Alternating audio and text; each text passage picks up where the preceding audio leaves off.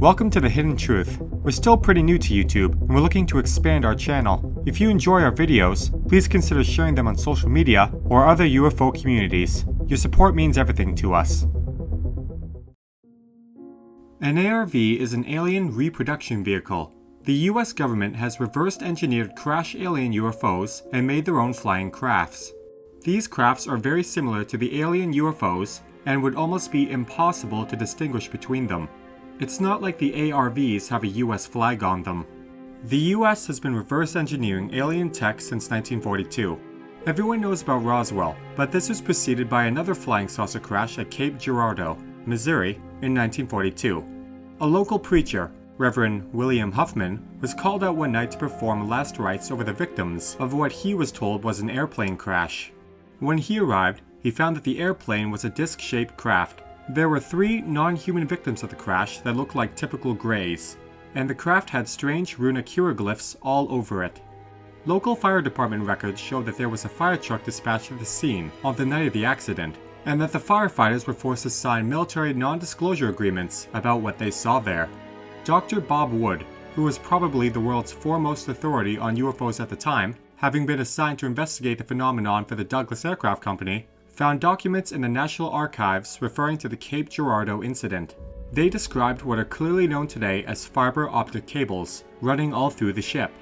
This discovery was the inscription for the reverse engineering of the fiber optic technology that would not appear in public until almost 30 years later.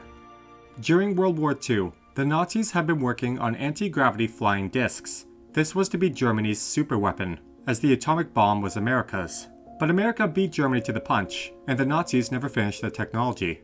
At least in Germany. In the wake of the war, however, Operation Paperclip brought those same Nazi scientists over to America, where they were promised immunity from prosecution for their war crimes, if they would finish their anti-gravity projects for the US military. Then the Roswell crash happened, and the Nazis were able to incorporate alien technologies into their designs. The most famous Nazi scientist of all, Werner von Braun, claimed that he was shown the Roswell crash site and debris, along with alien bodies. He was also heard to say that the explanation for the advanced state of German physics and aerospace development was that the Nazis had received help from some outside agency, implying aliens. Hermann Oberth, von Braun's predecessor and mentor, also explicitly expressed the same views. We cannot take the credit for a record advancement in certain scientific fields alone. We have been helped. When asked by whom, he replied, "The people of other worlds." In another interview, he was quoted as saying, "It is my thesis that flying saucers are real, and that they are spaceships from another solar system. There is no doubt in my mind that these objects are interplanetary craft of some sort. I and my colleagues are confident that they do not originate in our solar system." Within a decade of the events of 1947, we see the rise of the national security state in the United States. The CIA was formed just a few months after Roswell, followed quickly by the NSA, DARPA, and the National Reconnaissance Office. According to documents leaked to UFO researcher Jamie Shandera in 1984, it was also during this time, 1952 to be exact, that Majestic 12, or MJ-12, was formed. The documents leaked to Shandera were a national security briefing to then-President-elect Eisenhower, and they confirmed that the object that crashed near Roswell was indeed a flying saucer. The briefing memo describes the aliens, which it refers to as extraterrestrial biological entities, or EBEs, as being small, large-headed gray aliens, and states that they are from the Zeta Reticuli star system. The documents also revealed a secret committee of 12, authorized by US President Harry S. Truman in 1947, which handled all matters pertaining to aliens. They explained how the crash of an alien spacecraft at Roswell in 1947 had been concealed, how the recovered alien technology could be exploited, and how the United States should engage with extraterrestrial life in the future. Later, an even more revealing document, the Majestic 12 Special Operations Manual, emerged. It was subtitled Extraterrestrial Entities and Technology, Recovery and Disposal. Basically, this was a how-to manual for dealing with a crashed alien spacecraft and possible survivors. The purpose was to provide instructions to military recovery units about the background of this top-secret program, and how to handle the extraterrestrial craft parts, EBEs, and related propulsion and weapon systems while deceiving the public and media, saying that nothing important had crashed. The period from 1952 to 1957 is kind of the golden age of anti-gravity in the US. The sudden surge of interest in this technology was driven by what should have been one of the most spectacular events in UFO history, but which today is largely forgotten. On the night of July 20th, 1952, a swarm of UFOs buzzed the White House. And it happened again, a week later, over the weekend of July 26th to 27th. The first incident started with just 7 UFOs, which air traffic controllers at Washington National Airport spotted on radar 120 miles south of the city and approaching rapidly. The senior air traffic controller on duty at the time, Harry Barnes, said that he knew immediately that a very strange situation existed. Their movements were completely radical compared to those of ordinary aircraft. After confirming that the radar was operating normally, Barnes called the backup radar center and discovered that not only were the objects visible on the radar there, the operator also told him that he could see one of the objects from the control tower. The operator, Howard Coughlin, told Barnes that he could see a bright orange object, moving erratically. The radar screen suddenly erupted with multiple new contacts. When these radar targets slowed down and began moving over the Capitol building and the White House, Barnes became alarmed and called Andrews Air Force Base, about 10 miles from the National Airport. The officers at Andrews said they had nothing on their radar, which is unusual in itself. Why did the craft appear on civilian radar, but not military? But they did confirm visual sightings of the aircraft. One airman reported seeing an object like an orange ball of fire, trailing a tail, which took off at an unbelievable speed while he was running to alert other personnel. About an hour into the sighting, Andrews' radar was also picking up multiple objects. Did it really take that long for the radar to detect the objects, or did it just take that long for the commanding officer to emit it? And the order was given to scramble Air Force fighter jets to investigate. I find it interesting that it took the Air Force so long to respond.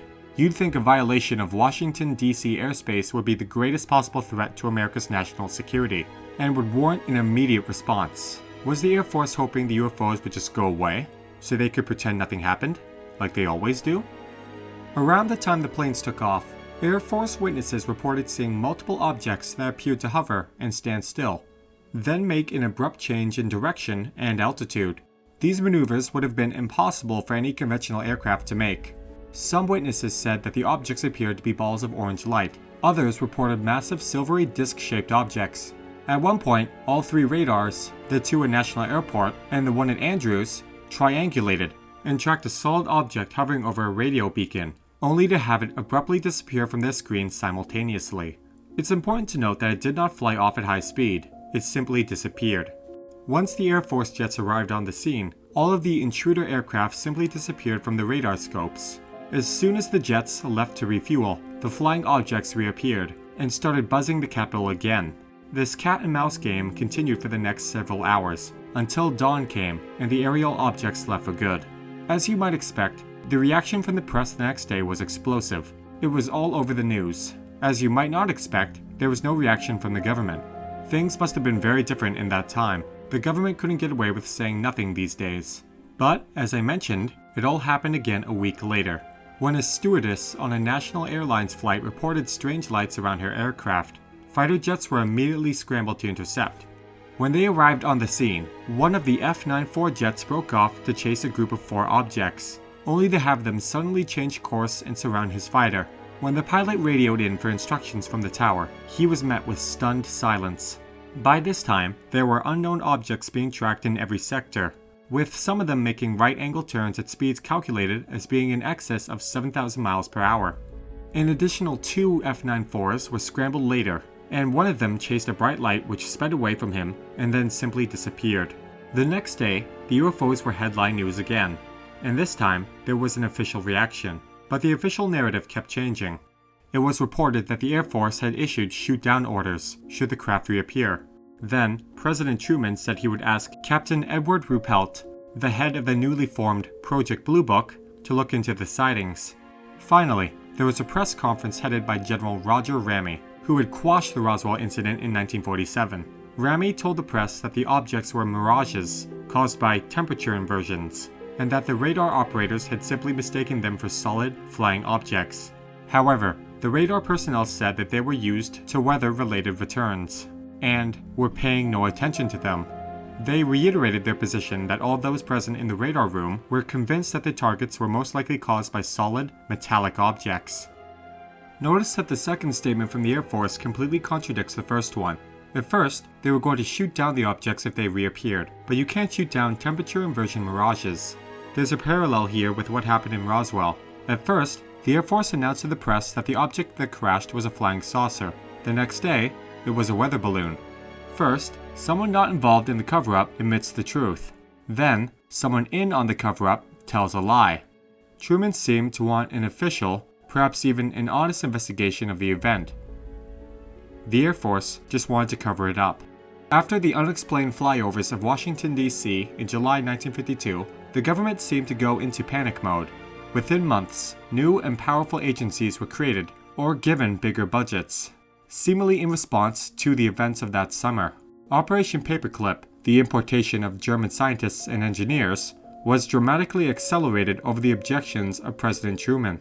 The US had just been shown that some power, possibly extraterrestrial, had vastly superior aircraft that could literally fly circles around anything the Air Force had, and enter and leave Washington, D.C. airspace at will. The UFOs represented a possible enemy that US had no defense against, so the Air Force used every means at its disposal to develop effective counter-technologies. T. Townsend Brown, an American inventor and engineer, discovered a way to create anti-gravity through electricity in 1929. However, by then, Einstein had taken hold of physics and said that there was no connection between gravity and electricity, so Brown's device was impossible despite producing repeatable results under experimental conditions. Brown continued to develop and refine his inventions over the next 23 years, despite no one in the scientific establishment taking him seriously, because his devices broke the laws of physics as they were understood at that time. But the events of July 1952 made the US government much more receptive to his ideas, and there might have been the first trickle in a flood of anti-gravity research. Not only was Brown pitching his ideas to industry and military leaders, but pretty much every company in the defense sphere of operations got into the act. There are extensive newspaper articles from the period which identify the US government's interest in anti-gravity propulsion, and it's pretty obvious they were playing catch-up. There are even notices from the Glenn L. Martin Aerospace Company looking for engineers interested in developing anti-gravity propulsion systems. During this same period, the US military opened a number of program offices dedicated to the study of anti-gravity effects. One of the most prominent was the Aeronautical Research Laboratory, ARL, at Wright-Patterson Air Force Base, now better known as Area 51. There was also the Research Institute for Advanced Study, or RIAS, which shared information with the ARL. All of this research lasted for about 5 years in the middle of the decade, then it suddenly went all silent. You don't have to be a rocket scientist to figure out what happened. The military invited and encouraged all of these anti-gravity ideas, and then after they got all the detailed proposals, they threw a wall of secrecy up around the whole subject and took it private. They've probably been working on developing the technology in secret for decades now. In 1988, there was a crack in the wall of secrecy surrounding the USAF's development of anti-gravity craft. A man named Brad Sorensen went to an air show at Norton Air Force Base in 1988, where he somehow got mixed up with a group of VIPs. The group was taken to a hangar off limits to the public. Inside were 3 flying saucers hovering above the floor. They were perfectly still and perfectly silent.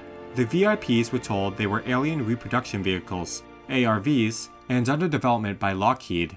One of them had several side panels removed, and Sorensen was allowed to look inside. He memorized as many details as he could, and later gave them to his friend, Mark McCandlish, a production illustrator for the aerospace industry. McCandlish used the information to produce a detailed cross-sectional drawing of an ARV. He was able to work out that the ARV must have weighed around 200 tons. For something that massive to hover silently, there must have been some sort of anti-gravity effect involved. Sorensen and the VIPs were also shown a video of the same ARVs performing test maneuvers. Sorensen was also shown a video of the same ARVs performing test maneuvers. He said that the craft was shown hovering in groups, then darting back and forth, and even shooting straight up into the sky to high altitude at incredible speeds, all without making a sound. ARVs are powered by zero-point energy, and zero-point energy if it became widely known and used, would put the fossil fuel industry out of business almost overnight. The fossil fuel industry is worth around 600 trillion globally. 600 trillion buys you a tremendous amount of power to corrupt and silence people, in order to keep secret a technology that's a threat to you.